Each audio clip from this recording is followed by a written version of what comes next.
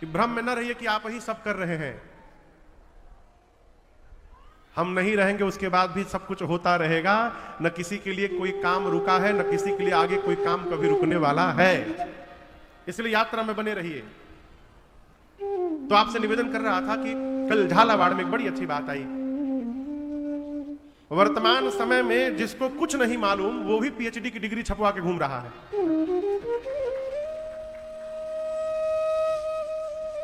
जो 4 घंटा कथा में आके पोल पकड़ के टेक लगा के सोया हुआ है कथा में, यहां कोई नहीं है, मैं एक दूसरे की बात बता रहा हूं। उससे भी यदि कथा के बाद बाहर पूछिए और कैसा लगा आपको अनुभव, अद्भुत अद्भुत दिव्य। और जो दिव्य कही रहा है वो 4 घंटा सोया था पंडाल में। पूछे कैसी कथा रही, क्या आप, दिव्य कथा, ऊंची कथा, क्या सुने? अरे बड़ी ऊंची कथा थी। अरे बताओ तो क्या सुने? ऊंची कथा थी, ऊपर ऊपर चली गई। जो कुछ नहीं सुना वो भी 5 घंटा प्रवचन देगा, ऐसा हुआ वैसा हुआ। लेकिन यहां दर्शन करिए, पूज्यपाद गोस्वामी तुलसीदास जी महाराज जो श्री रामचरितमानस की रचना किए हैं, उनकी भाषा दर्शन करिए। कहते हैं, इस कथा को सबसे पहले मैंने अपने गुरु जी के मुख से सुना। मैं पुनि निज गुर सन सुनी। क्या सुनी? कथा। कहां पर? सूकर खेत। सूकर क्षेत्र, वराह क्षेत्र में गोस्वामी जी कहते हैं पहली बार मैंने राम जी की कथा को अपने गुरु जी के मुख से श्रवण किया। फिर क्या हुआ? गोस्वामी जी कहते हैं मेरी समझ में कुछ नहीं आया। समझी नहीं तसी बालिपना तब अति रहे अच्छे। गोस्वामी जी कहते मैं बालपने में था, बचपन की अवस्था थी, बालकपन था मेरे भीतर, अचेतन अवस्था थी, चेतना नहीं थी मेरे मन में। गुरु जी कथा सुनाए तो, लेकिन मेरी समझ में कुछ नहीं आया। ये कौन कहेगा हो? जो कुछ नहीं जानता वो भी प्रचार करता है कि हम सब जानते हैं। हमारे एक चाचा अब तो नहीं रहे, कहते थे महाराज जो पढ़े लिखे डॉक्टर होते हैं उनके चेंबर के बाहर साइन बोर्ड लगा रहता है स्किन स्पेशलिस्ट। किसी डॉक्टर के आगे लिखा रहता है हड्डी रोग के विशेषज्ञ, ऑर्थोपेडिशियन। कहीं डॉक्टर शिशु रोग विशेषज्ञ, स्त्री रोग विशेषज्ञ, नाक कान गला के विशेषज्ञ, हृदय रोग विशेषज्ञ। कौन? जो पढ़े लिखे डॉक्टर हैं। और जो झोरा छाप डॉक्टर है उनके चेंबर के बाहर साइन बोर्ड पढ़िएगा कभी। यहां सभी रोगों का सरतिया इलाज किया जाता है। जो पढ़ा लिखा है वो तो 1-2 रोग के विशेषज्ञ है। जो भगवान मालिक है वो सब रोग। ये क्या है? जानता वही है जो जानता है कि हम कुछ नहीं जानते। और जिस दिन ये पता चल गया कि हम सब जान गए हैं, इसका अर्थ वास्तव में आप कुछ जानते नहीं हैं। आप भ्रम बनाकर बैठे कि आप सब जानते हैं। गोस्वामी जी कहते हैं गुरु जी ने मुझे कथा सुनाई लेकिन मेरे समझ में कुछ आया नहीं। लेकिन उसके बाद भी गुरु जी हार नहीं माने। तद्यपि कही गुर बारहि बारा, तद्यपि कही गुर बारहि बारा, समुझे परे कछु मति अनुसारा, समुझे परे कछु मति अनुसारा, भाषा बध कर मैं सोई, भाषा बध कर मैं सोई, मोरे मन प्रबोध जय होई, मोरे मन प्रबोध जय होई, मोरे मन प्रबोध जय होई।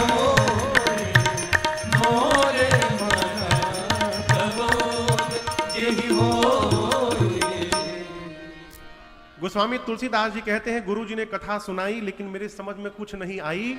लेकिन गुरु जी हार नहीं माने, बार बार मुझे सुनाए। तदपि कही गुर बारहि बारा। घर में छोटे छोटे बच्चे हैं ना, उन बच्चों को बरबस बिठाकर 5 मिनट 10 मिनट सुनाते रहिए। आप ये ना देखिए कि उनको समझ में आएगा कि नहीं आएगा, आप सुनाए रहो। सुनते सुनते जैसे जैसे चेतना उत्पन्न होगी आपकी एक एक शब्द बच्चों के मन मस्तिष्क पर पहुंचती जाएगी और बचपन में सुनी हुई बात बुढ़ापे तक याद रहती है, उसका कभी विस्मरण होने वाला नहीं है। कई कथा के प्रेमी मिलते हैं, कहते हैं महाराज हमारे बाबू हमके बाबा जी हमको सुनाते थे कथा बिठा करके बचपन में, बाबा सुनाते थे, दादी सुनाती थी। गोस्वामी जी कहते हैं गुरु जी ने सुनाया, बार बार सुनाया, और उस बार बार सुनने का परिणाम क्या हुआ? समुझे परी कछु मति अनुसारा। मेरी जितनी बुद्धि है, गोस्वामी जी कहते हैं थोड़ी सी कथा मुझे समझ में आई, बस पूरी समझ में नहीं आई। कितनी आई? थोड़ी सी। और कहते हैं जितना मैंने समझा है थोड़ा सा, उसी को मैं लिखने यहां जा रहा हूं। अब आप कल्पना करिए, थोड़ा सा समझे थे तो श्री रामचरितमानस की रचना कर डाले। यदि गोस्वामी जी सब समझ गए होते तो क्या लिख डालते, भगवान मालिक है। ये थोड़ा सा समझे हैं। आगे की बात दर्शन करिए। गोस्वामी जी कहते हैं, जहां से आज की कथा प्रारंभ हुई, बाबा कहते हैं कवित विवेक एक नहीं मोरे। कवित यानी कवित्त की, कविता लिखने का गुण, कविता लिखने का विवेक गोस्वामी जी कहते हैं मेरे भीतर थोड़ा सा भी नहीं है। गोस्वामी जी कहते हैं मुझे नहीं मालूम कि कविता कैसे लिखी जाती है। कविता विवेक एक नहीं मोरे। और कहते हैं कि केवल बोलने के लिए नहीं बोल रहा हूं। कई लोग तो केवल कहने के लिए कहते हैं। नारद जी भी उसी में थे। भगवान के पास जब गए तो प्रसंग आएगा, कल परसों श्रवण करिएगा। कई लोग भगवान के सामने मंदिर में जाकर कहते हैं प्रभु इस पापी का उद्धार करिए, अधम का उद्धार करिए। और यदि बाहर आपने कह दिया और कहिए अधम शिरोमणि जी कैसे हैं, हम अधम हैं। अरे मंदिर में तो अभी कह रहे थे आप अपने मुंह से, वो तो बस कह रहे थे भगवान को।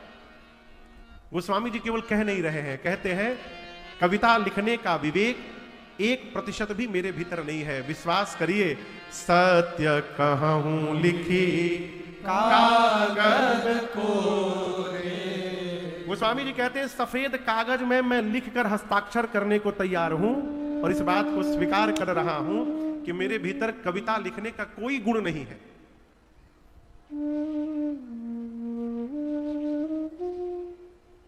कभी यदि कविता लिखे तो कविता सुनने में आनंद भी आता है, लेकिन जिसके पास कविता लिखने का विवेक ना हो और उसको यदि कविता लिखने की बीमारी लग जाए, फिर घर वालों का रहना मुश्किल हो जाता है। क्यों? अब कॉल लिखे के ढंगे लिखे मालूम तो जौन मन करे तौने लिख दो, फिर वो थोक में लिखना शुरू करता है और घर वालों को बरबस बिठा के सुनाना प्रारंभ करता है। घर वाले जाएंगे तो जाएंगे, क्या सुनना ही पड़ेगा। गोस्वामी जी कहते हैं मेरे में लिखने की क्वालिटी नहीं है, मैं स्वीकार कर रहा हूं। लेकिन एक बात कहूं, उसके बाद भी मुझे विश्वास है कि मेरे द्वारा लिखी हुई इस रचना को सज्जन लोग, भक्त लोग मन लगा करके पढ़ेंगे और सुनेंगे। इस बात का मुझे विश्वास है। अब आप कहोगे महाराज इतना विश्वास क्यों है गोस्वामी जी को? तो गोस्वामी जी आगे कहते हैं इसलिए विश्वास है कि एहि महारघुपति नाम उदारा। एहि महारघुपति नाम उदारा। एहि महारघुपति नाम उदारा। एहि महारघुपति नाम उदारा। अति पावन पुराण श्रुति सारा। अति पावन पुराण श्रुति सारा। मंगल भवन अमंगल हारी। मंगल भवन अमंगल हारी। उमा सहित रे जपत पुरारी। उमा सहित रे जपत पुरारी। उमा सहित रे जपत पुरारी। गोस्वामी जी को इतना विश्वास क्यों है कि मेरी रचना को लोग सुनेंगे, पढ़ेंगे? इसलिए विश्वास है कि बाबा कहते हैं इस रचना में एहि महा रघुपति नाम उदारा। गोस्वामी जी कहते हैं श्री रामचरितमानस के एक एक चौपाई के भीतर राम जी का उदार नाम बसा हुआ है। रघुपति नाम उदारा। अब आप कहोगे महाराज चौपाई में राम जी का नाम कहां है? हर चौपाई में कहां नाम है राम जी का? दर्शन करिएगा। राम कैसे लिखते हैं? राम का वर्तनी बताइए। रौ में कौन सी मात्रा? जोर से कहिए। आ की मात्रा और म।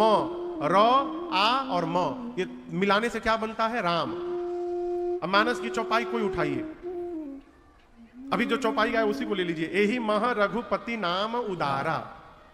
अब इसमें देखिए रौ भी मिलेगा आपको। रघुपति में रौ मिल गया, उदारा दो में आ की मात्रा लगी है, आकार मिल गया। रघुपति नाम, नाम में म मिल गया। यानी इस चौपाई के अर्धाली में ही रौकार भी है, आकार भी है और मकार भी है। इसी रौ और आ और म से मिलकर बनता है राम। मानस की हर चौपाई में जहां भी आप देखिएगा रौ आ म मिलेगा, अर्थात पूरे श्री रामचरितमानस की प्रत्येक चौपाई में राम जी का नाम समाहित है। और ये नाम जो है राम, गोस्वामी जी कहते अति पावन, पावन नहीं है, अति पावन। यहां देखिए नाम के आगे एक शब्द प्रयोग किया गया है। कौन शब्द है? नाम के आगे अति लिखा है। राम जी का नाम कैसा नाम है? हम पूछा था नहीं, वही में लिखा हुआ चौपैया पढ़िए, चौपैया पढ़िए।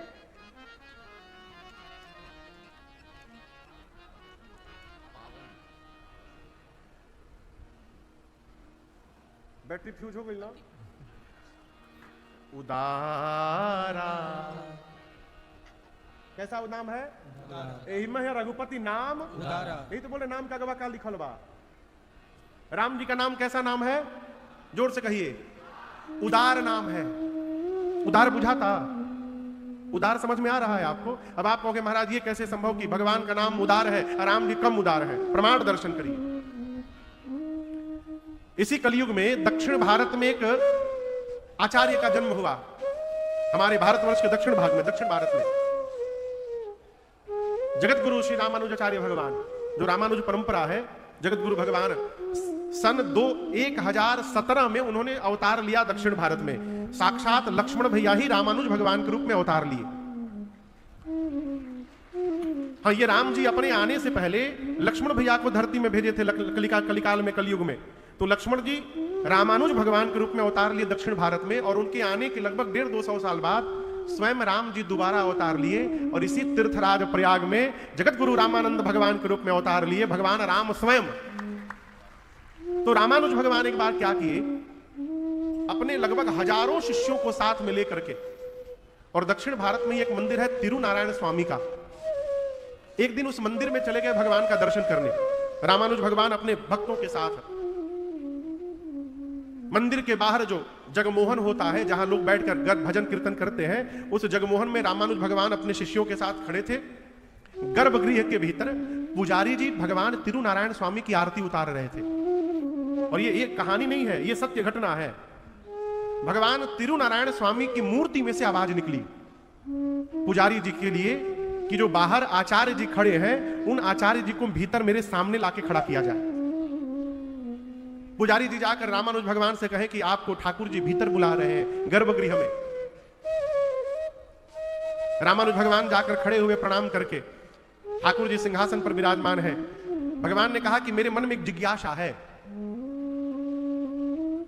जगतगुरु भगवान ने पूछा क्या जिज्ञासा है प्रभु? तो तिरुनारायण स्वामी कहते हैं, भगवान कहते कि ये बताइए आचार्य जी, रामा अवतार में मैं स्वयं अवतार लेकर धरती पर आया और मैं कहता रहा कि मेरी शरण में आओ, उद्धार हो जाएगा, मेरी शरण में आओ। उसके बाद भी गिने चुने लोग मेरी शरण में आए। जटायु जी आए, हनुमान जी आए, शबरी आई, सुग्रीव आए, गिने चुने लोग, उंगली पर गिना जा सकता है। फिर दोबारा कृष्ण अवतार में मैं आया कन्हैया बन के, उसमें भी मैंने अपने मुख से कहा कि मेरी शरण में आओ, उद्धार होगा, तब भी गिने चुने लोग आए।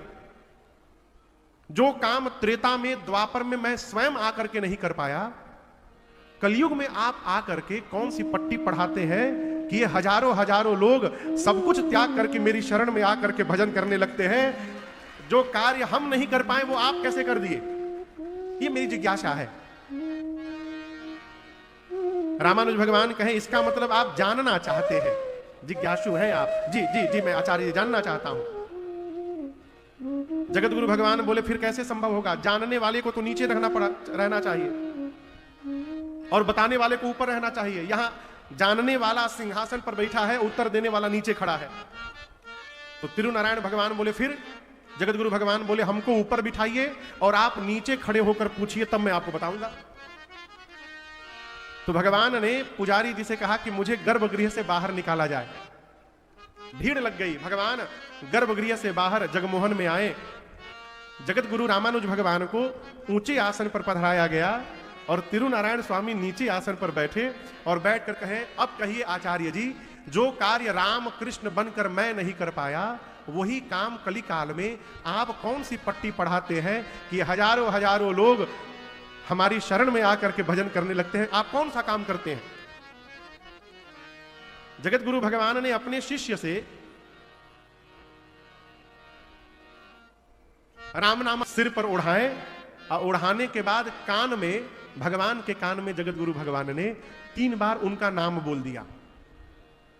नाम बोल करके जैसे चादर हटाया, भगवान पूछे क्या किया? तो बोले कुछ नहीं, आपके कान में नाम फूका है। भगवान बोले ऐसे तो आप लोग चेला बनाते हैं। तब जगत गुरु रामानुज भगवान ने कहा, प्रभु आप अन्यथा न लीजिएगा, हम लोगों के पास कुछ भी नहीं है प्रभु, यदि कुछ है तो केवल आपका नाम का बल है, हम कुछ नहीं करते। आपने प्रश्न किया कि हजारों लोग आपकी शरण में कैसे आ गए, हम कुछ नहीं करते, हम केवल लोगों के कान में आपका नाम बोल देते हैं और ये आपके नाम का प्रभाव है, हजारों लोग आपकी शरण में आ गए। तो जो काम भगवान नहीं कर पाए वो काम भगवान का नाम कर दिया। इसीलिए गोस्वामी जी भगवान के नाम को उदार कहते हैं। हमारे आपके मध्य में पूर्व सांसद जौनपुर से भैया श्रीमान धनंजय सिंह जी उपस्थित हैं, बहुत बहुत स्वागत अभिनंदन आपका। जय जय जय जय। रहे क्या कि जाए क्या है अभी? ठीक है। साथ में श्रीमान अजीत सिंह जी, संस्थापक देवदूत बानर सेना एवं पीसीएस अधिकारी लखनऊ से। कहां है भैया अजीत सिंह जी, कहां है? अच्छा, जय जय जय। इसीलिए भगवान मिले चाहे ना मिले, भगवान के नाम को पकड़ के रखिए। यही नाम अति पावन पुराण श्रुति सारा, ये भगवान का नाम ही अति पावन है। 18 पुराण 4 वेद का सार तत्व है। आपको एक घटना सुनाऊं। मां पार्वती का नियम था, नित्य मैया पार्वती विष्णु सहस्त्र नाम का पाठ करती थी नित्य, और उसके बाद भोजन होता था। एक दिन भगवान शंकर को भूख लग गई। जय जय, बैठे बैठे भैया। भगवान शंकर को भूख लग गई। अब मैया विष्णु सहस्त्र नाम का पाठ कर रही हैं। जब पाठ करके आई तो बाबा ने कहा इतना विलंब? मैया ने कहा प्रभु पाठ बहुत लंबा है ना, उसमें समय लग गया। तब भगवान शंकर ने वहां एक मंत्र दिया मां पार्वती को, कहा देवी राम रामेति रामेति रमे रामे मनोरमे सहस्रनाम तत्तुल्यम श्री राम नाम वरानने। भगवान शंकर ने कहा देवी आप विष्णु सहस्त्र नाम का पाठ करती हैं, लेकिन मैं आपसे कहूं जो मनुष्य जीवन में केवल एक समय विष्णु सहस्त्र नाम पाठ करने का फल स्वतः प्राप्त हो जाता है, ये राम जी के नाम की महिमा है। यानी आधी घंटा विष्णु सहस्त्र नाम पाठ करके जो आप फल प्राप्त करेंगे वही फल एक बार राम कहने से मिल जाएगा।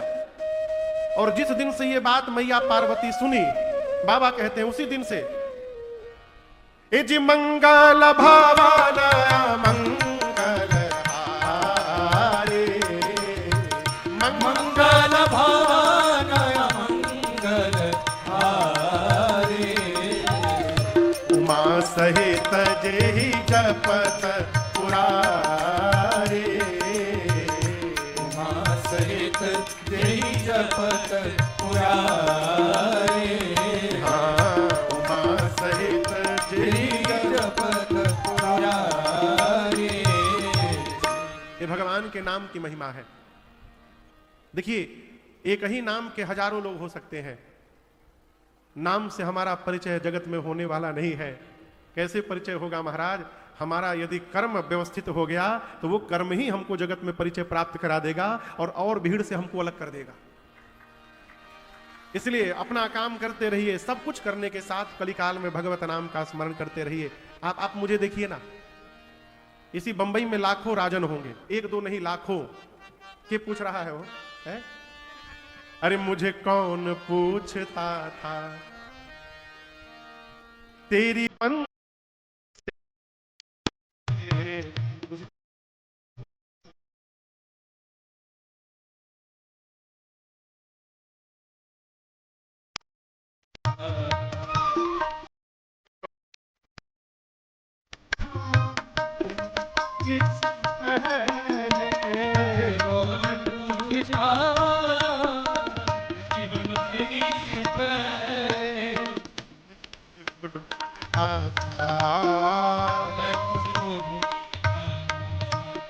तेरी बंदगी से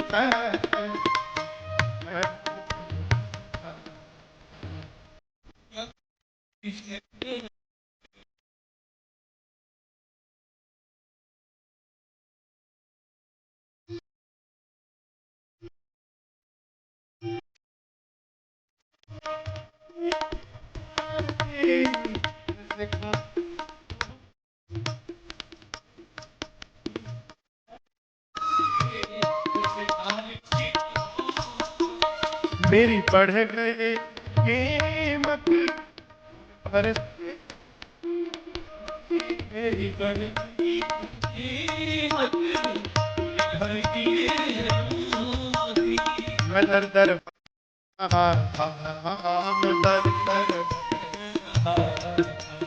तेरी बंदगी से पहले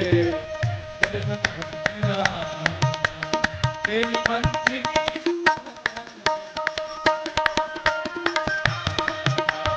तेरी बंदगी से पहले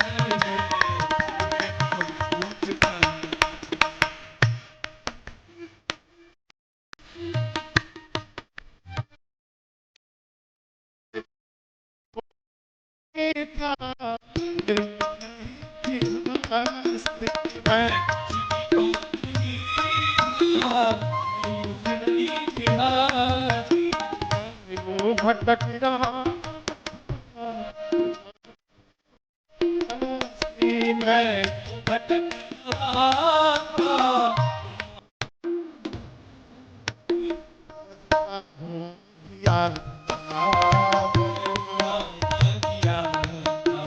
तेरी बंदगी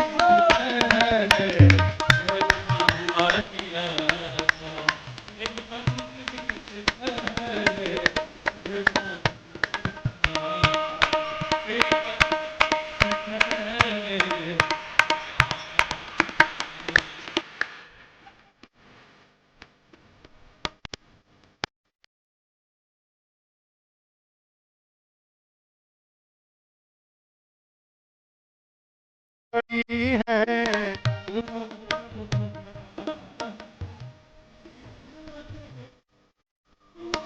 तुझे क्या हम सुना क्या रात पड़ी है ये क्या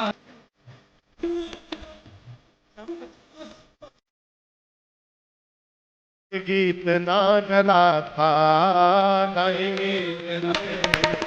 गीत ना गला था तेरी बंदगी से पहले कौन पूछता था तेरी बंदगी से पहले मुझे कौन पूछता था मुझे कौन पूछता था अरे मुझे कौन पूछता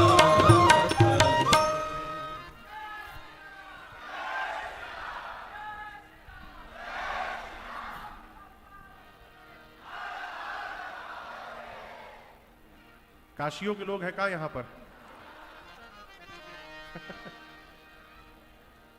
ये आनंद केवल काशी में आवत है।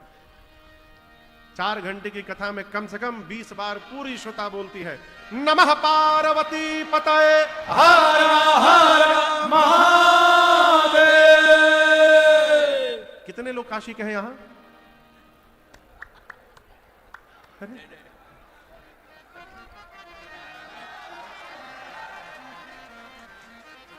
झूठे बंबई प्रचार हो ही रहा है?